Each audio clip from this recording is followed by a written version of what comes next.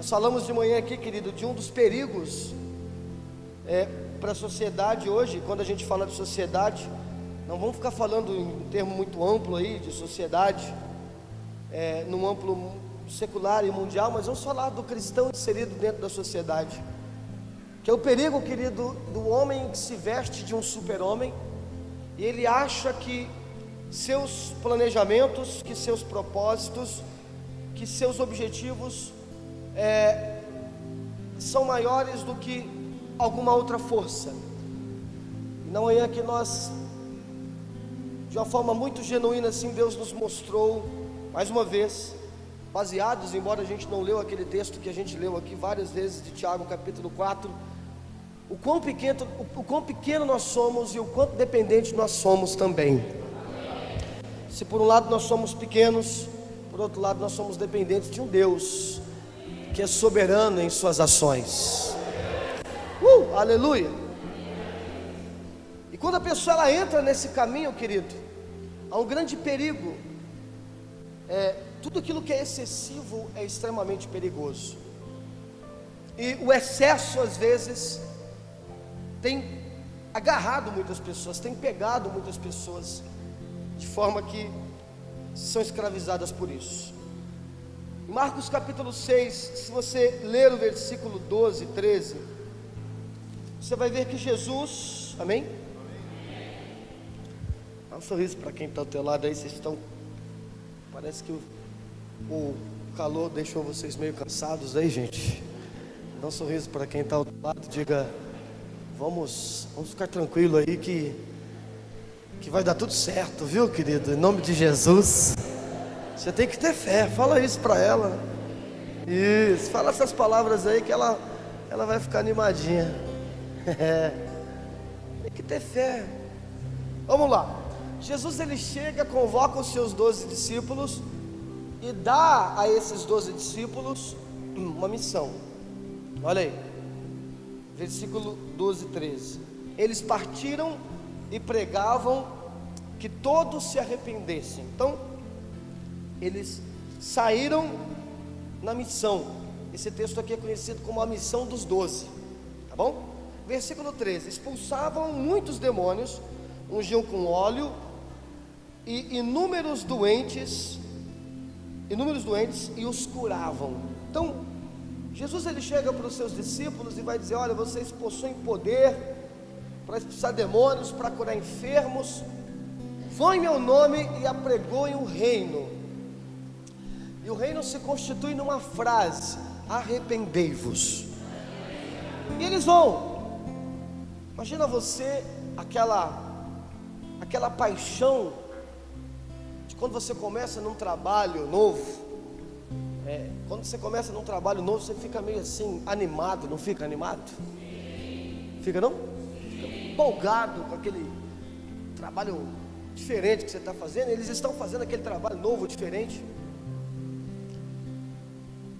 Eles voltam, e quando eles voltam do seu primeiro trabalho, quando eles voltam da sua primeira missão, Jesus chama aqueles homens e dá uma direção a eles. Olha aí, versículo 30. Retornaram os apóstolos e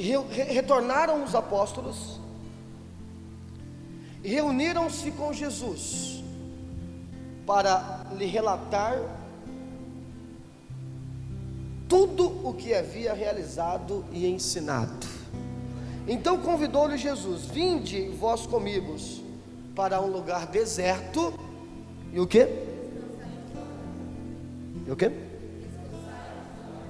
Descansai um pouco, tá?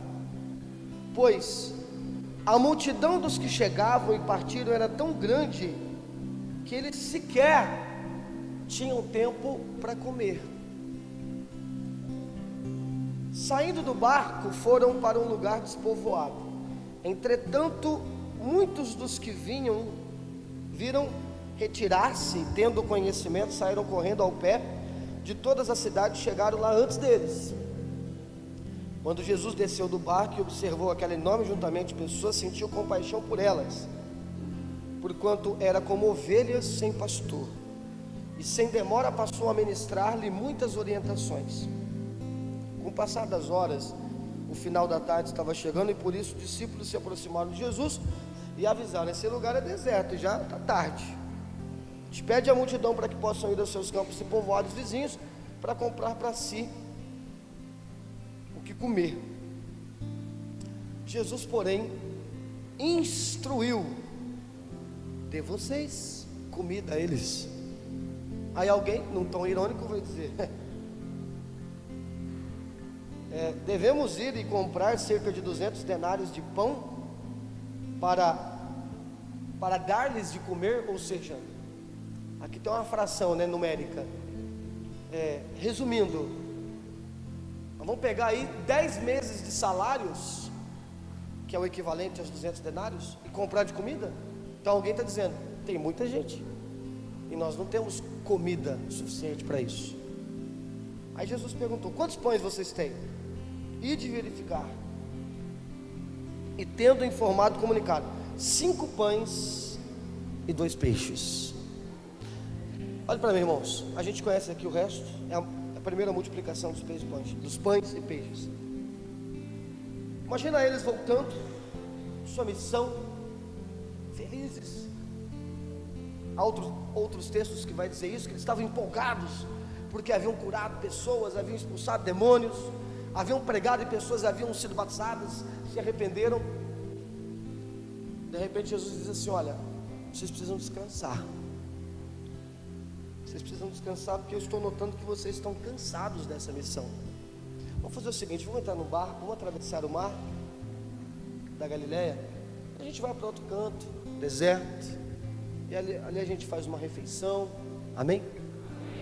Ali a gente toma um chá, come um petisco, ali a gente joga um uno, a gente descansa, refresca.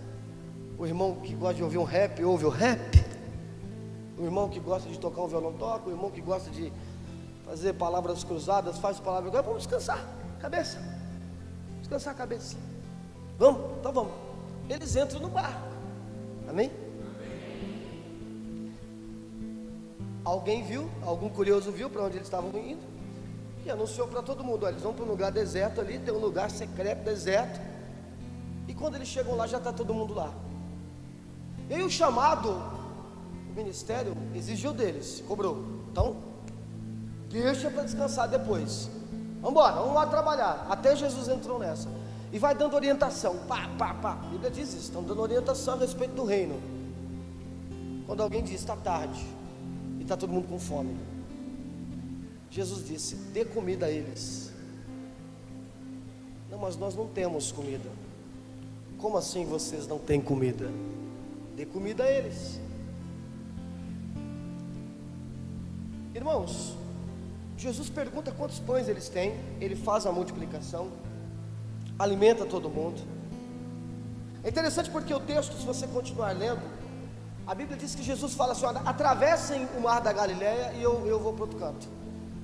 Jesus ele saiu de cena, João vai dizer isso, porque eles estavam querendo meio que intitular ele como o rei dos judeus, e ele viu ali que havia um apelo político na coisa, e ele pulou fora, e ele foi para o monte chorar, se abastecer, buscar. Quando ele volta, tem o episódio de Jesus andando sobre as águas. E é interessante porque quando Jesus ele sobe no barco e o mar para, estava todo mundo com medo. E o texto vai dizer assim, ó: então logo que subiu para o barco junto deles e o vento acalmou-se, eles ficaram pasmos. E olha aqui, ó, afinal eles não tinham entendido o milagre dos pães, porquanto seus corações se mantinham endurecidos. Aí eu estou lendo isso aqui, irmãos, e eu me deparo com esse versículo 52. Eles não entenderam o milagre da multiplicação dos pães. O que eles não entenderam? Ali tinha um significado, queridos. Vamos participar com mais vontade aí? Vocês não estão morrendo? Amém, Jesus. Acho que eu estou na igreja católica hoje. Amém. Vamos lá, para cima. Alto em cima, alto em cima. Não tem? Tem uma dessa? O que eles não entenderam na multiplicação dos pães? O contexto vai explicar, irmãos, o que hoje a gente pode entender através do Espírito Santo. Entenda comigo. Eles estão cansados de tanto trabalharem em prol do reino. E Jesus, ao perceber aquilo, disse: vocês precisam descansar. Está muito alto no microfone, baixa um pouquinho. Isso, abaixa o PA, pode baixar. Ou aumenta um pouquinho aqui, que eu não estou ouvindo minha voz aqui. Isso, só um pouquinho só. Isso, um pouquinho só. Aqui, não, aqui, PA, o coisinha aqui, ó. Aumenta, retorno. Som, alô. Estão me ouvindo aí? Baixa um pouquinho o PA. Está me ouvindo? Adriano, está me ouvindo? Está ruim o som, Douglas? Está meio... Não sei se é o calor, acho que é o calor, né, irmãos? A gente não fica esquisito com o calor? A gente fica parecendo um bicho assim, né? Estranho. Deve ser isso. Tá bom. Mexe mais não. Irmãos, eu aprendi algo. Eu ouvi uma frase, não tem muito tempo não, tem uns 2 anos que eu ouvi essa frase. Essa frase, ela tocou muito meu coração. E essa frase diz o seguinte: para Deus, lendo a Bíblia, querido, entendendo o perfil de Deus, a gente chega a uma conclusão, que o descanso, ele é tão santo como o trabalho. Vixe. O descanso é tão santo como o trabalho. É que nós demonizamos o descanso e santificamos o trabalho. Então, se o cara trabalhar demais e não tiver tempo para nada, nós glorificamos aquilo. Eu lembro que eu disse aqui no início que o problema é o excesso. Nós não estamos falando, querido, de alguém que estava trabalhando em empresa. Estamos falando de alguém que estava trabalhando para o reino. Então, é um assunto muito santo. Jesus está chamando aqueles homens para o descanso. E sem dúvida nenhuma, querido, um dos grandes males da nossa sociedade hoje é exatamente isso. Por isso eu disse aqui no início que essa ministração ela está em anexo da ministração da manhã, e também da quinta-feira, porque o sábio ele vai dizer que tudo é ilusão. Desculpa, quinta-feira passada, retrasada. O sábio vai dizer que tudo é ilusão, e a tendência é nós nos iludirmos com os ganhos, com as conquistas, com as vitórias, com o progresso, com o sucesso. E nós começamos a perceber, querido, que quanto mais nós lutamos para ter, mais nós queremos. Que quanto mais nós conquistamos, mais nós queremos mais. Não é isso? Você comprar um carro hoje, a hora que você acabar de comprar ele, pode ser o teu carro dos sonhos, a hora que você acabar de comprar ele, você já vai começar a cobiçar outro. Vai falar: eu comprei um e ele tinha a traseira empinada. Esse tem a traseira empinada e tem um aerofólio. Meu Deus, aquele aerofólio, só o Schumacher teve um dele. Eu preciso dele. Tudo é assim. Nós aqui na terra não nos contentamos com as coisas que os homens fornecem. Isso faz parte do pacote chamado vazio. Vazio, não tem Deus, então tem vazio. Então as coisas da terra tentam substituir isso. E a gente começa a se esforçar. E a questão é, querido, deixa eu te fazer uma pergunta: se você morresse hoje, tudo que você teve na vida foi suficiente? Responda para você mesmo. Porque de repente a resposta é sim. Não, o que eu vivi hoje foi suficiente, eu sou feliz. Só que nós damos um sim para a morte, mas damos um não para a vida. Porque se a mesma pergunta fosse, se você não morresse hoje, continuasse do jeito que você está, seria o suficiente? Quer ver como é que essa resposta é muito clara? Quando você fica doente. Quando eu fiquei doente, eu tive 2 momentos difíceis da minha vida, porque os 2 momentos eu suspeitei que eu estava com câncer. Um mais grave ainda, porque eu fiquei internado no setor da oncologia, e era uma suspeita, com exame e tudo. O outro foi só um caroço, mas nasce um caroço, você já fica preocupado. E quando eu cheguei à conclusão lá, o médico falou: bom, você não tem nada, tá curado, não tem nada. Graças a Deus, você vê, né?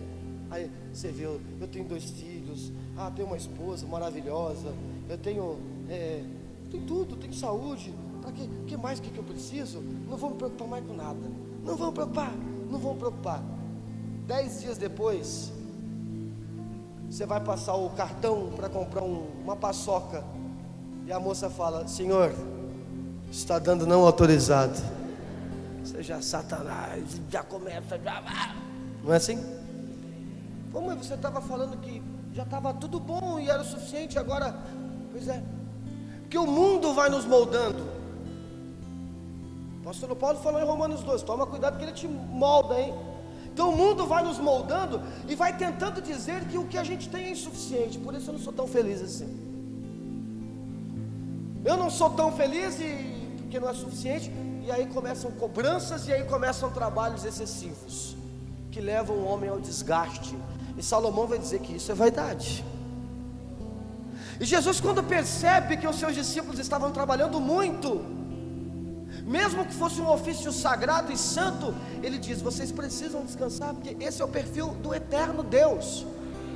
Deus já deixou isso como exemplo. Ele disse: olha, eu fiz os céus e a terra, 6 dias, no 7º eu descansei. Isso tem uma representatividade, é o descanso que eu tenho para o homem. Em Hebreus capítulo 4 vai falar sobre isso. Nós entramos no descanso eterno, que é o sabate, que é descanso. Então, amados, quando eu leio aquele texto de Salmos 40, que vai dizer: eu descansei no Senhor, eu esperei no Senhor. Não é que Davi era um homem sem ambição, não é que Davi era um homem sem propósito. A frase do culto da manhã aqui: depender não é viver sem propósito, mas depender é viver no propósito de Cristo.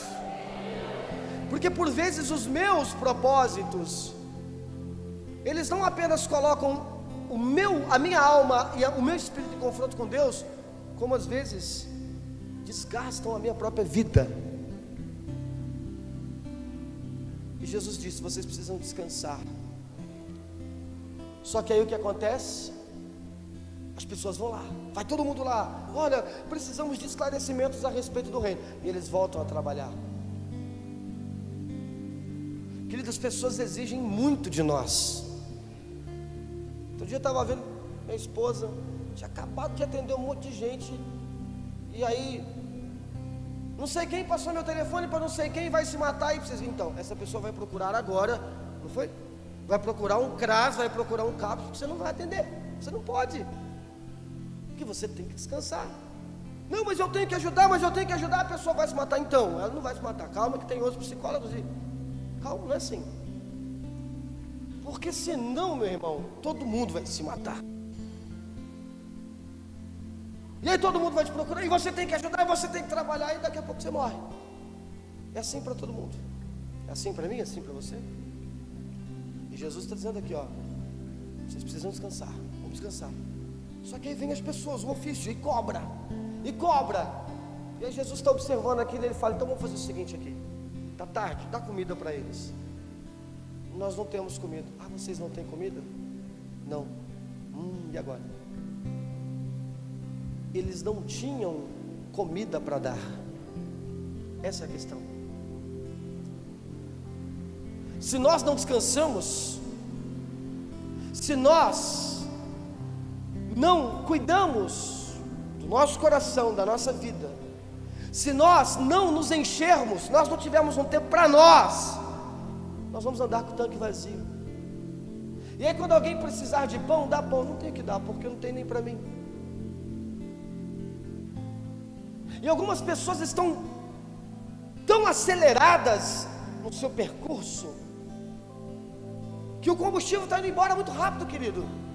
Uma das regras de quem dirige é isso: acelerou muito, gasta mais. E você está tão preocupado, tão ambicioso e tão acelerado no que você está fazendo, que o seu tanque está esvaziando. E o grande problema é que quando você anda com um tanque vazio, mais cedo ou mais tarde você fica na mão. Alguém aí que dirige, homens, mulheres aí, vocês já andaram já com o tanque vazio, a luzinha estava acesa, mas você acha que dá, e você foi assim mesmo, e a gasolina acabou? Ninguém nunca fez isso, meu Deus do céu, estou me sentindo pecador, será que é só eu que faço isso aqui? Já fez? Já aconteceu isso? Geralmente quando é mais homem que faz, que é homem mais relaxado, geralmente a mulher vai avisando, né? Essa luz aí, ó. Eu lembro que uma vez eu estava com a Juliana, ela falou, essa luz aí. Eu falei, não dá.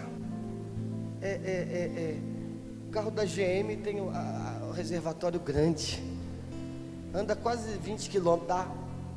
Essa luz aí dá. Acabou a gasolina. Acabou. Aí eu falei para ele, dá para você ajudar a empurrar? Não, ela falou, lógico que não.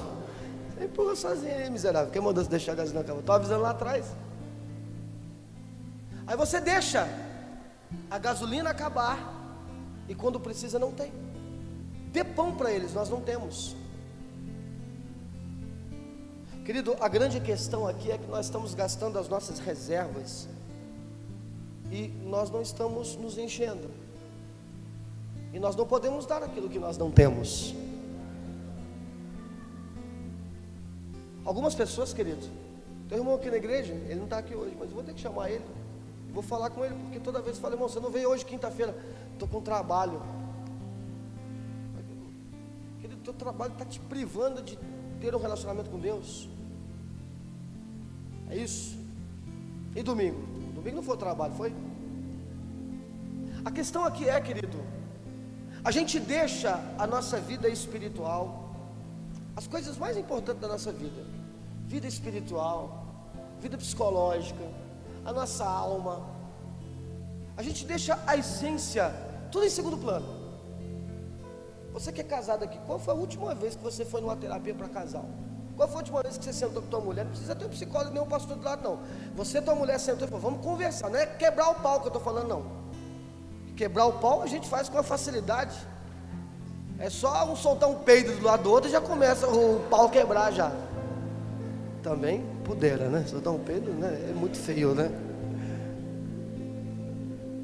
É quebrar o pau, não. Vamos conversar. Vamos lá, meu amor. Como é que foi o seu dia? Maravilhoso. Ah, nem me fale. Tá precisando de alguma coisa? Não, eu sei. Tá precisando de um presto barba, meu amor? Ah, é bom, né? É bom, minha filha, é bom. Bater um papo. Como dizia Jair Rodrigues, desde que digo, que penso, que faço, não estou fazendo nada, você também faz mal bater um papo assim gostoso com alguém. Lembra dessa? Essa é mais antiga.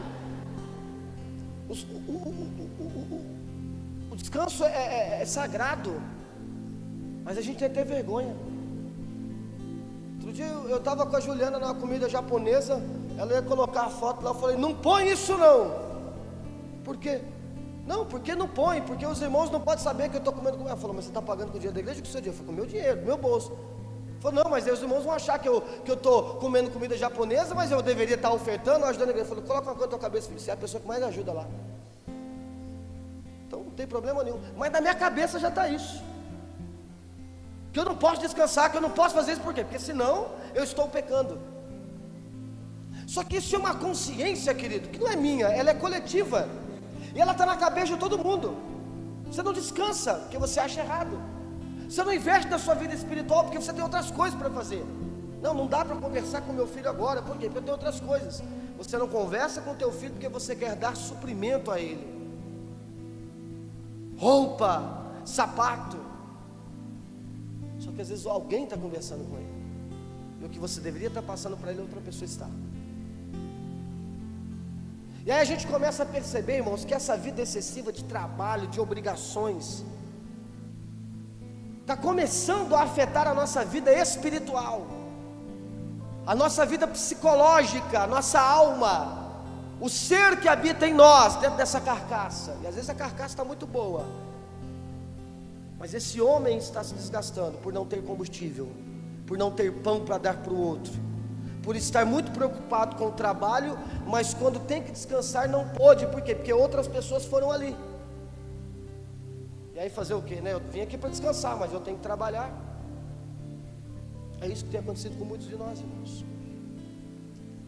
E tem levado muitos de nós ao fracasso espiritual, ao fracasso mental. E a gente está cantando aqui na igreja: entre os braços é o meu descanso. Eu amo ficar a sós com você, Jesus. Participe aí, irmão, em nome de Jesus. Mas isso tem acontecido de fato, porque o versículo 52 vai dizer: eles não entenderam o milagre da multiplicação dos pães. E o que teve de tão assim fora do comum no milagre da multiplicação dos pães? Jesus, ele vai dizer que ele é o pão da vida. Jesus vai colocar a essência de toda a realização. Se você quer suprir a sua necessidade, se você quer descansar, o seu descanso pleno, o seu descanso máximo, suprir as suas necessidades, está localizado em mim, na minha pessoa. E eles não entenderam isso. E aí quando Jesus entra no barco, que estava atribulado, eles deveriam descansar, mas eles ficaram pasmos. Ou seja, aquele que era o descanso que entrou na vida deles, do qual eles deveriam se apoiar, eles não entenderam isso e ainda estavam perplexos. E aí a gente tem o abrigo das nossas almas, nós temos aquele que nos acalma mediante qualquer situação. Ele entrou em nosso barco.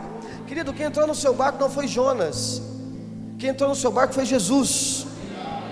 Jonas é o causador de tempestades, Jesus é aquele que apazigua, acalma a tempestade. E aí ele entrou em nossas vidas, e agora a nossa vida deveria ser diferente, porque alguém que está no mundo não tem a mesma concepção de vida que eu tenho. E esse cara, se não comprar o carro, ele morre. Esse cara, se ele não tiver a casa de campo da vida que ele tem, ele morre. Esse cara, se ele não tiver um mini coupé, ele morre. Esse cara, se ele não fazer plástica, ele morre. Se ele não fizer faculdade, ele morre. Se ele não viajar para Paris, ele morre. Se ele não tiver o carro melhor do que o vizinho, ele morre. Se ele não ganhar 25 mil reais, ele morre. Esse cara, se ele não tiver na moda, ele morre. Se ele não for o pregador de maior sucesso, ele morre. Se a igreja dele não tiver 1000 membros, ele morre. Esse é o cara do mundo, esse é o cara que tem a mente do mundo. Só que o cara que tem a mente de Cristo, ele descansa em Cristo, porque ele localizou o descanso eterno dele na eternidade, por isso é eterno. E agora, independentemente do que esteja acontecendo, ele tendo ou não tendo, ele descansa no Senhor. Você tem descansado a sua alma no Senhor? Não acredite que você não ganhou R$1. Você trabalhou pra caramba, não ganhou R$1. Você foi descansar no Senhor? Falei, vou descansar no Senhor aqui, entregar minha vida a Ele. Ele tem o controle de tudo. Sou dependente dele. Vai ter dia que você vai ganhar muito dinheiro, vai ter dia que você não vai ganhar nada. Mas como que você tem vivido? Nunca me esqueço de uma frase que o Senhor pôs em meu coração: um dos maiores frutos do Evangelho é a paz. Você tem tido paz? A paz que a gente leu hoje aqui de manhã em Atos 16:20, quando o apóstolo vai dizer assim: olha, eu vou para Jerusalém, porque o Espírito Santo mandou eu ir para lá. Ele só não me falou o que vai acontecer. Aí depois ele vai dizer: eu vou para Jerusalém. É Jerusalém ou Roma? Porque o Espírito Santo mandou eu para lá e eu vou ser perseguido. Ele fala por 2 vezes isso. Ou seja, o Espírito Santo manda ele para um lugar, e numa vez fala que não sabe o que vai acontecer, na outra fala que ele vai ser perseguido. Mas ele vai em paz. Jesus vai dizer: eu deixo a minha paz, não como o mundo dá. A minha paz, que o apóstolo Paulo vai entender que excede todo o entendimento. Porque a paz do mundo vai dizer assim: para você estar em paz, você tem que estar tudo resolvido. A paz de Deus não. A paz de Deus vai dizer assim: você vai entrar na fornalha de fogo, mas eu estou em paz, porque eu estou entrando na fornalha de fogo. Ou seja, aparentemente nada está resolvido, mas eu estou em paz. É o que eu recebi de Cristo. Então que em nome de Jesus, querido, você coloque isso em seu coração. Que você não troque o seu descanso, que você não troque a sua oração, que você não troque encher o tanque, buscar a presença de Deus, buscar para você mesmo, ter tempo para você mesmo. Sou eu que estou dizendo, mas é o Espírito Santo. Às vezes você não tem tempo nem para orar mais, irmão. nem para ler um livro, para descansar ou ficar assim. Ficar assim. Já ficou assim, já meio demente assim. Não, hoje eu não estou pensando em nada. Hoje eu só estou. Parece que tomou algum remédio. Ficar assim. Diga para quem está ao seu lado: você precisa disso. Não, mas você tem que falar com vontade. Você precisa disso. Amém, amados? Amém, queridos? Aí o Pedro vai dizer assim, quando ele chega lá no templo da igreja, na porta do templo, perdão. Quando ele chega na porta do templo, ele vê lá o paralítico que estava lá na porta formosa, e ele vai dizer assim: olha, você está me pedindo pão, você está me pedindo, pão não, você está me pedindo prata, você está me pedindo ouro. No caso eu não tenho nem prata e nem ouro, mas o que eu tenho eu te dou. Levanta e anda.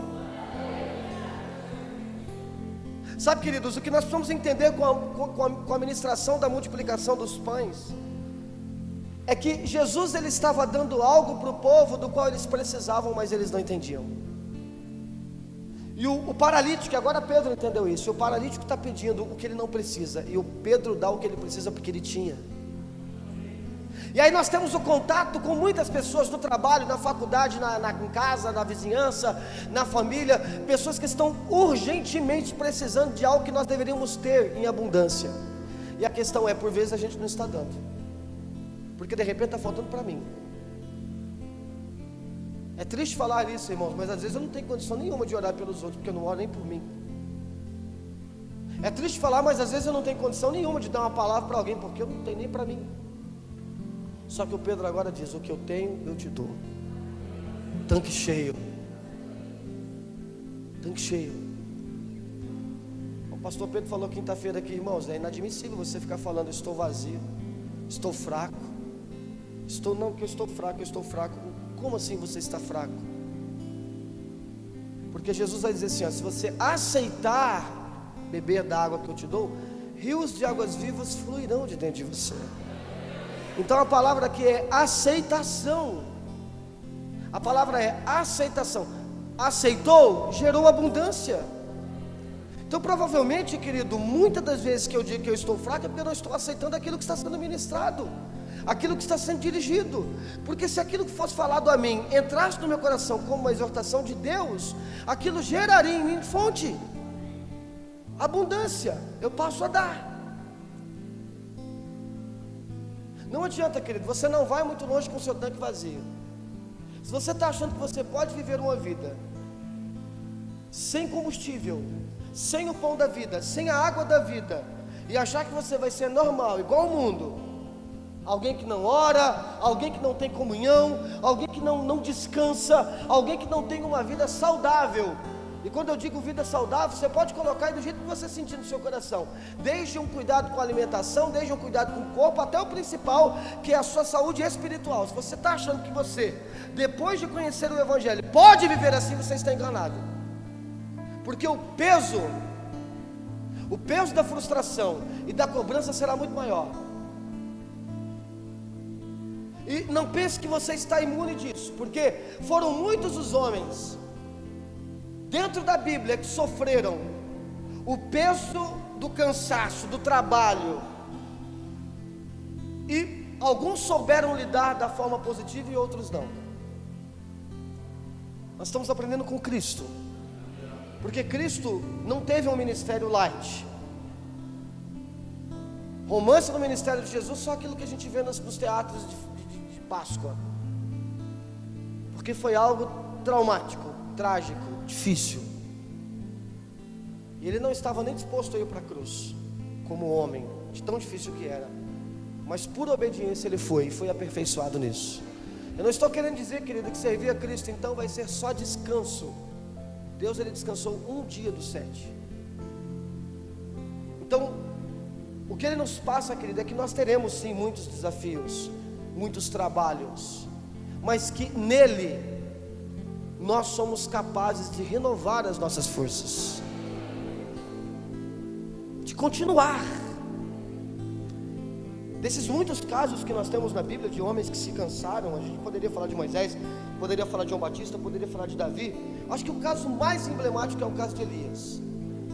Eu gosto muito do caso de Elias, querido, por quê? Porque nós temos em Moisés a figura daquele que vai fundar a teocracia, aquele cara que vai trazer a mentalidade religiosa, ou seja, o pensamento religioso de Deus para o homem. Nós temos em Elias aquele que vai restaurar esse pensamento religioso, ou seja, ele vai estabelecer o tempo profético, ou seja, ele vai estabelecer a vontade agora de Deus, que Deus vai fazer. E por último, nós temos em Jesus o cumprimento daquilo que se inicia com Moisés, que é profetizado primariamente por Elias, e se complementa em Cristo. Então eu gosto muito do caso de Elias, porque ele é meio que uma ponte. Ele é meio que uma ponte entre Moisés e Jesus, ou seja, entre o início e o cumprimento da vontade de Deus, porque ele é o início da palavra profética. Tudo começa com Elias, a restauração do coração humano começa com Elias. Elias, ele não era nem da ordem sacerdotal, ele não era da pureza religiosa judaica, ele era provavelmente um homem que habitava no meio de um povo pagão, perto de Tiro e Sidom. E ele foi chamado por Deus pelo zelo que ele tinha na sua relação com Deus.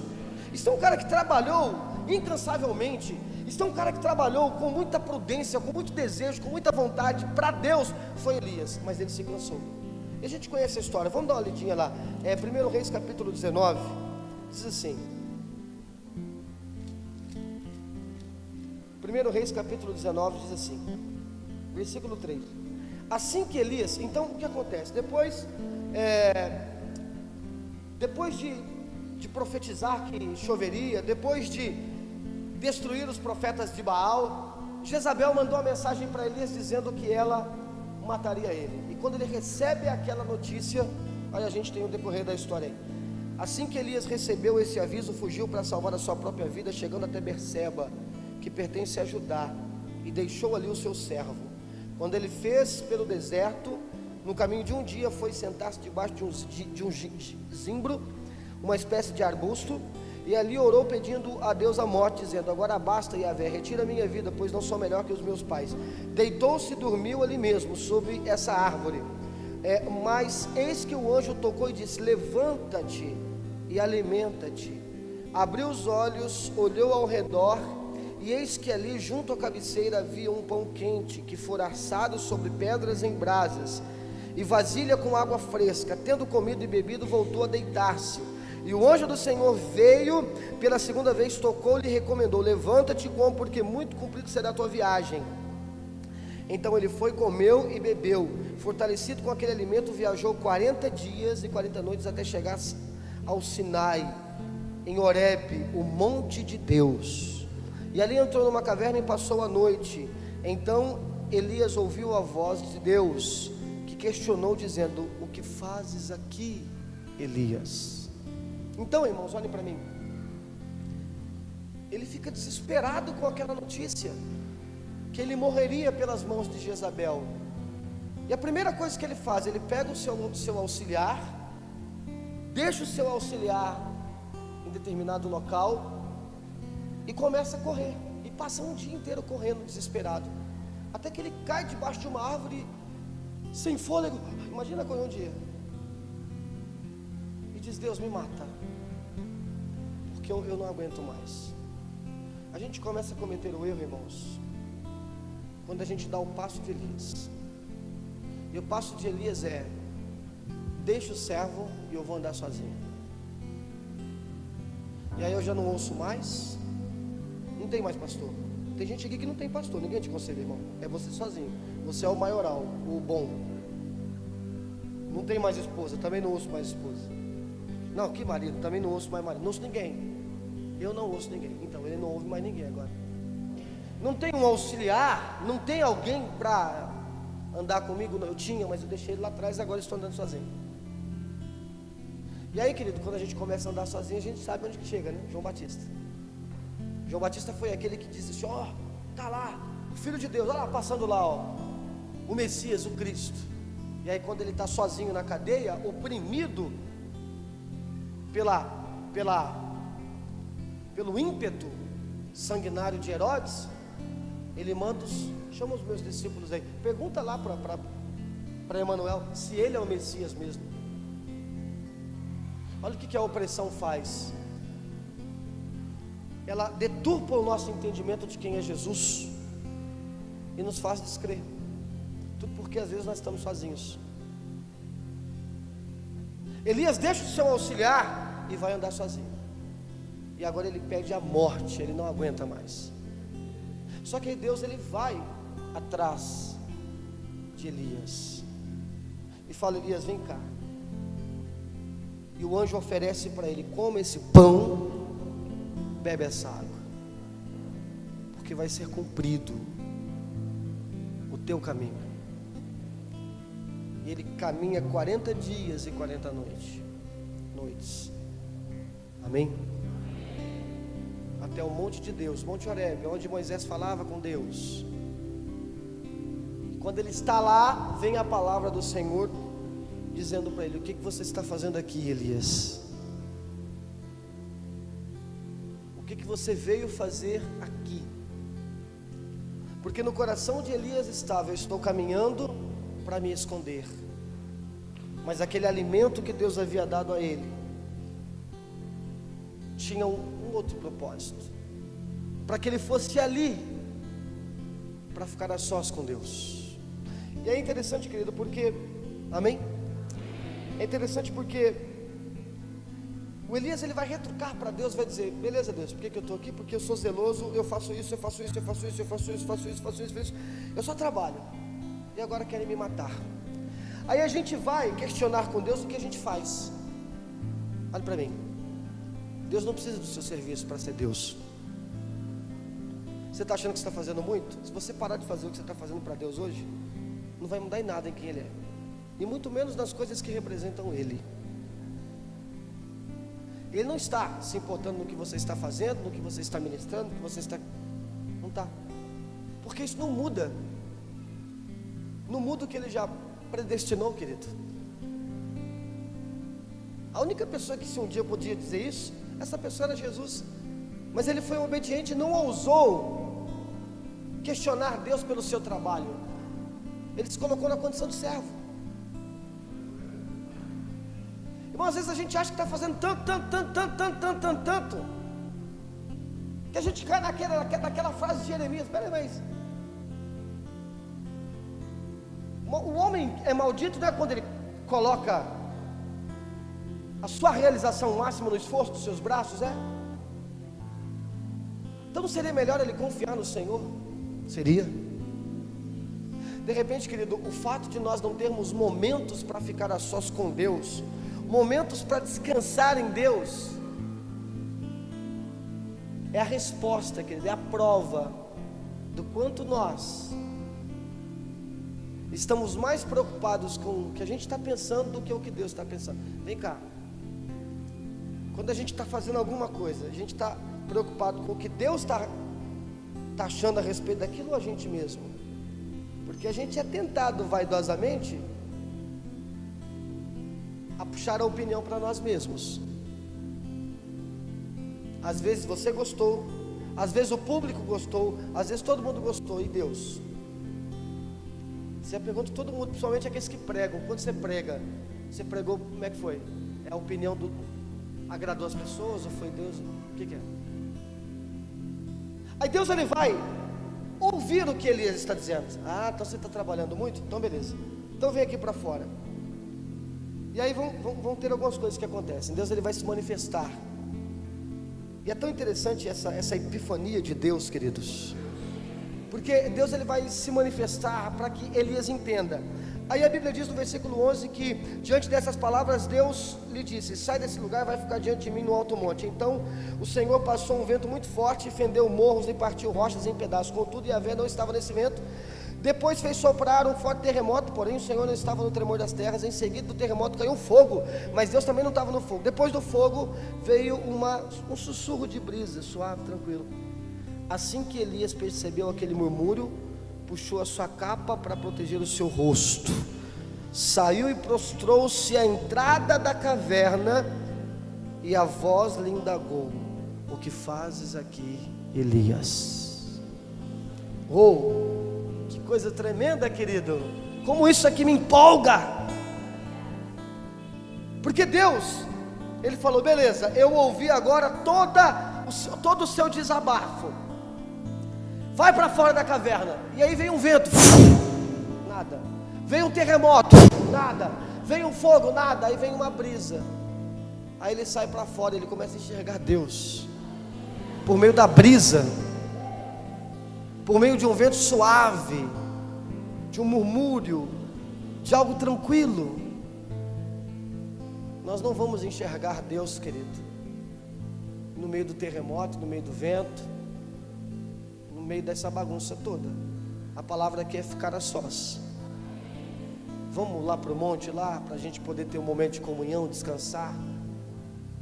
E é isso que nós estamos precisando. Então vamos lá. E aí quando ele percebe que tudo está se acalmando, queridos, vem a voz de Deus perguntando: o que você faz aqui, Elias? Esse cara estava trabalhando tanto, esse cara estava se esforçando tanto, que ele teve um momento de estafe, ele se cansou, e ele desejou a morte. Deus o fortalece, Deus o alimenta, e tem um momento com ele de tranquilidade e paz. E ao contrário do que a gente possa imaginar, Deus não vai dizer assim para ele: você está cansado do seu trabalho, você está cansado da sua missão, então eu vou te livrar da sua missão. Lembre-se que na palavra profética, Elias era a ponte entre Moisés e Cristo. Deus estava dizendo: eu preciso do seu trabalho, porque eu te designei para esse trabalho e você vai fazer isso.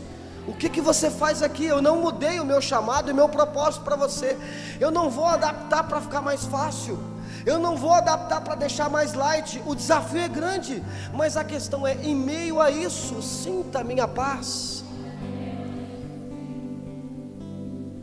Sabe, irmãos, esse tipo de ministração não é para trazer engano para nós e achar que o mundo vai ser mais fácil, e achar que vai ser mais tranquilo. Pelo contrário, se você se colocar como cristão, vai ser justamente mais difícil.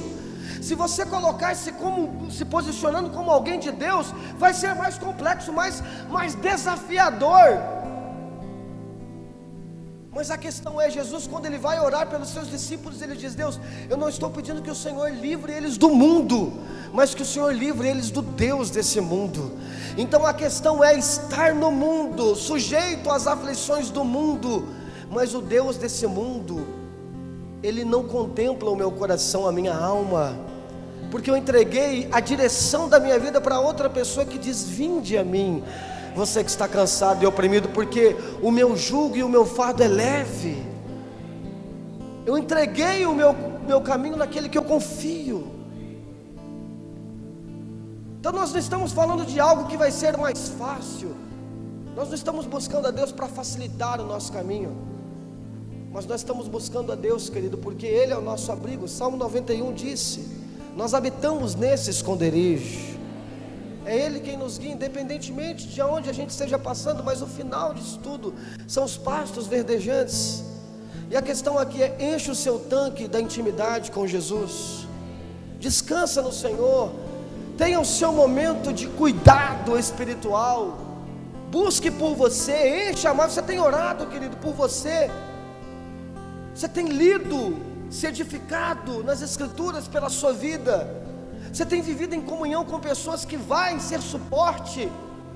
Lá estava Moisés atendendo todo mundo, trabalhando para todo mundo. Alguém chegou para ele e falou assim: olha, você vai morrer, divida o seu ofício em capitães. Nós temos feito isso com a nossa vida, irmãos. Temos colocado o auxiliar do nosso lado, e me ajude nisso. Lá estava Moisés com as mãos para o alto, Josué estava batalhando, trabalhando, lutando. Um estava com a força, o outro estava com a intercessão, mas os braços cansavam e o povo perdia. Aí vem a lição de companheirismo, de coletividade. Então vamos lá, 2 de cada lado, segurem as mãos dele para o alto. Por que alguém não falou assim: não, eu sou soberbo? Por que precisa Moisés levantar as mãos? Sai fora daí, coloca Ur no lugar dele, coloca Arão no lugar dele. Não, é Moisés, é Deus quem está dirigindo esse negócio aqui. Se Ele quer que Moisés levante as mãos, então vamos ajudar nisso. Nós precisamos de uma igreja, um corpo de Cristo que seja solidário e entenda que em determinados momentos nós vamos ser um suporte para alguns irmãos. Você tem sido suporte para alguns, você é um suporte para o pastor da sua igreja, para o líder da sua célula. De repente nós não temos a capacidade nenhuma, porque ninguém é suporte da nossa vida e nós também estamos com o tanque vazio. Eu tenho até medo às vezes, irmãos, de me abrir com alguém, confessar o problema para alguém, a dificuldade para alguém, porque de repente no máximo que o irmão vai falar, é verdade, comigo é pior. Nós vivemos com o tanque vazio, irmãos. Nós vivemos uma vida louca, maluca, desenfreada. A gente cai na pilha do mundo e o mundo quer ter, e a gente entra, é moldado pelo mundo e nosso estoque de oração está vazio, nosso estoque de descanso está vazio, nosso estoque de comunhão está vazio, nosso estoque de alegria está vazio, de paz. E aí a gente chega à conclusão de Elias, então para mim é melhor a morte. Deus vai mandar o pão, Deus vai mandar a água e vai dizer: come e caminha, eu quero te sustentar, eu vou manter o meu chamado sobre a sua vida. E é tão interessante porque Deus, Ele vai dizer assim para Elias: vai e retorna por onde vieste para o deserto de Damasco. Quando chegares lá, ungirás Azael como rei da Síria, Jeú, filho de Nissim, ungirás o rei de Israel. E Eliseu, filho de Safate, ungirás profeta em teu lugar. Quem escapar da espada de Azael, Jeú matará. Quem fugir da espada de Jeú, Eliseu matará. Mais do que isso, preservei em Israel 7.000 homens dos joelhos que não se dobraram diante de Baal, e todos aqueles cujas bocas não reverenciaram as suas imagens beijando. 7.000. A gente gosta de dar uma adaptada nisso aí, falar 7.000 melhores do que você. Não tem isso, está no texto. Isso é a gente que inventou para dar um up. Mas não vamos pôr coisa onde não tem não. Porque Deus, Ele não estava inferiorizando Elias. Deus, Ele não estava falando, não quer, então eu coloco o outro no teu lugar. Deus estava mantendo o chamado de Elias e dizendo para ele: você não está sozinho. Existem muitos como você. É só você recordar um pouquinho. Lembra do Obed? Lembra do Obed? Era Obed, não era? Lembra do Obed? Que você encontrou lá antes de encontrar o Acabe? Era Obed mesmo, Obed, né? Que guardava de 50 profetas na caverna. Era Obed, né? Então, tem muito remanescente aí, cara, escondido na caverna. Você não está sozinho não. Lá em 1 Pedro capítulo 5, versículo 17, a Bíblia diz isso: humilhando-se perante Deus, a potente mão de Deus, porque Ele vos exaltará no seu tempo preciso, sabendo que as aflições se cumprem na vida de todos os irmãos ao redor do mundo. Pastor, eu estou muito cansado. Em primeiro lugar, querido, você não é o único. Pastor, eu estou muito angustiado. Você não é o único. São as mesmas aflições que se cumprem na vida de todos os irmãos. Então a chamada é: vamos ser corpo. Lembra da ministração, uns 2 anos atrás, fantásticas, que a cruz do Senhor, ela deve ser carregada coletivamente. Vocês lembram disso? Então, vamos ser instrumentos de edificação uns aos outros. Vamos encher o tanque um do outro. Vamos alimentar um ao outro. Amém? É isso. Jesus não falou assim para os discípulos: vão lá descansar que eu vou ficar trabalhando. Ou, eu estou trabalhando, vocês estão descansando. Não, a questão aqui é: se a gente sofre junto. Se a gente descansa junto. Se a gente trabalha junto. Por isso que a vida com Cristo é assim, né, irmão? É morrendo com Ele, ressuscitando com Ele. É vivendo com Ele em todas as estações, em todas as épocas. Então que você não permita, querido, que o trabalho excessivo desgaste tanto você, a ponto de você chegar a esse estágio que ele chegou, de achar que era o único, de achar que já não tinha mais nada para ele. Porque Deus mostrou para ele, olha aqui, da forma mais sublime, sensível, calma possível. Sinta essa brisa, sinta essa calma. Amém? O grande problema, querido, é que às vezes o que a gente está projetando para nos acalmar, o que acalmou o coração de Elias foi as palavras de Deus. Jesus no barco com os discípulos, aquilo acalmou eles. O que está acalmando seu coração? De repente você está localizando a tranquilidade na palavra que o médico vai falar, na palavra que o seu patrão vai falar. Descansa em Jesus, querido. Traga o seu caminho hoje, descansa nele, coloca a tua vida. Independentemente do que vá acontecer, eu sou dependente de alguém que é absoluto, eu sou dependente de alguém que é soberano, tem o controle de tudo. E aí o que acontece? Versículo 21, versículo 19. Elias partiu rapidamente dali e encontrou Eliseu, que arava com 12 juntas de boi adiante dele. Elias se aproximou de Eliseu, lançou sua capa. Então, deixando os bois, Eliseu correu atrás de Elias e rogou: deixa eu abraçar e beijar em despedida do meu pai e minha mãe, e eu vou te seguir. Elias respondeu: vai e volta depressa, lembra que eu fiz contigo, hein?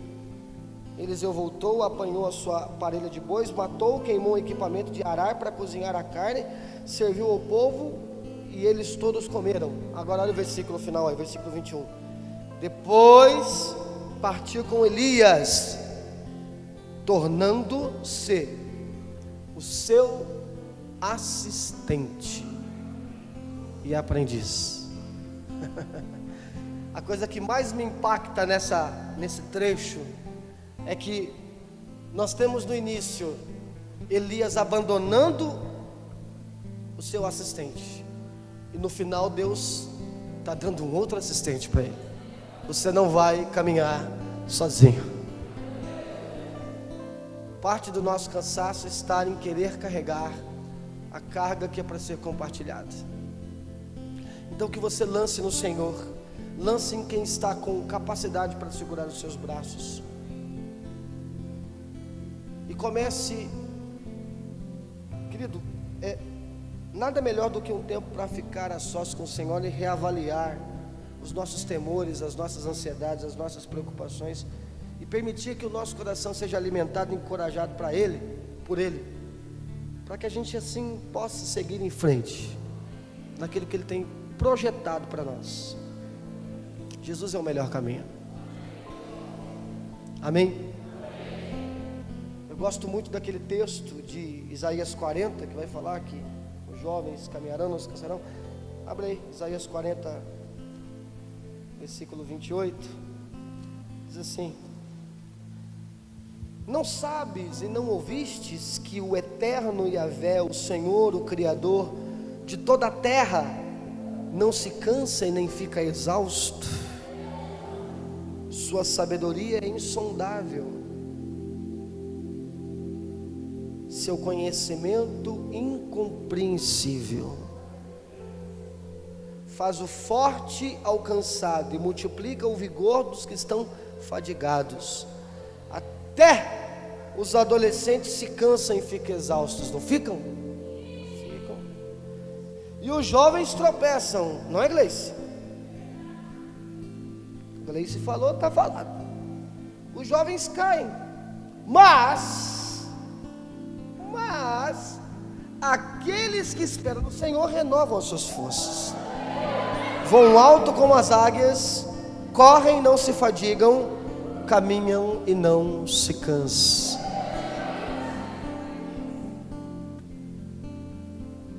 Se a nossa força vier de Deus, não importa o desafio, querido, que seja essa jornada cristã, nós continuaremos. Amém? O apóstolo Paulo vai dizer em Romanos 8,6: a mentalidade da carne é morta, mas a mentalidade do Espírito é vida e paz. Que a sua mentalidade não seja humana, porque a mentalidade humana está dizendo aí, ó, se arrebenta, se acaba. A mentalidade do Espírito está dizendo: descansa no Senhor, enche o seu tanque, beba mais água da vida, coma mais pão da vida, compartilha. O apóstolo diz: carregai os fardos um dos outros. Compartilhe a sua vida com o assistente que Deus colocou do lado. Seja assistente para alguém também. Amém? Não ande com o seu tanque vazio. Você pode dizer isso para quem está ao seu lado?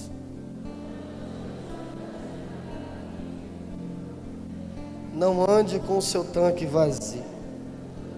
Sabe aquele irmão que tem aquele carro e sempre coloca R$10 de gasolina?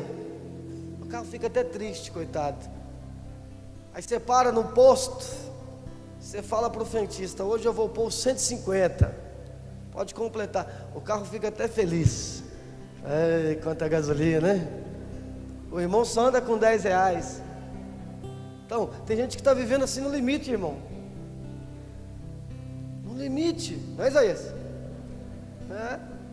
É no limite, cara.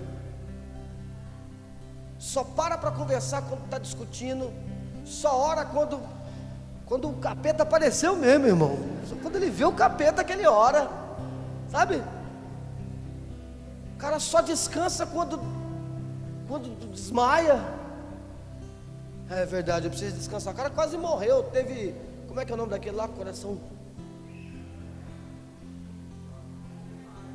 infarto ainda, sei lá, essa coiseira aí, irmão. O cara só para quando, sabe? Às vezes tem que parar, filho. Parar. Não tem como trocar o pneu do carro, o carro andando. Não é? É verdade. Aí você quer continuar, você tem que parar tudo, querido. Parar, arrumar e continuar. Amém? Às vezes tem investimento, tem que gastar. Não tem como. Se está em movimento, tem que parar. Outro dia eu estava no avião, eu e a Juliana, não sei se era ela ou minha mãe, em cima do oceano, no avião. Aí o piloto avisou assim: ó, nós estamos em manutenção da aeronave. Eu falei: ué, está amarrado? Agora? Eu já fiquei na minha cabeça, já ficou imaginando o cara saindo lá de fora assim, ó, andando na asa e lá na turbina. Eu falei: mano, agora não é hora de fazer, meu filho. Tem que fazer lá embaixo. Pois é, irmão. Tem gente que está assim, né? Querendo fazer manutenção do trilho com o trem passando. É hora de nós enchermos o nosso tanque. Encher do que, pastor? O milagre da multiplicação tinha um significado. E o significado era esse: Jesus olha para aquelas pessoas e sente pena, misericórdia, porque elas precisavam da sua paz. Elas estavam localizando a realização das suas almas no futuro Messias, que estabeleceria o reinado de Israel sobre todo mundo, no lugar do reino romano. Não é isso. É a minha paz, diferente dessa que o mundo dá. Que nessa noite você possa orar, irmão, e descansar no Senhor, e receber uma paz. Eu sei que isso aqui, querido, às vezes parece que tão pequeno falar, porque você já vem tanto tempo na igreja, né? Mas que não seja algo pequeno, que não seja algo raso. Fique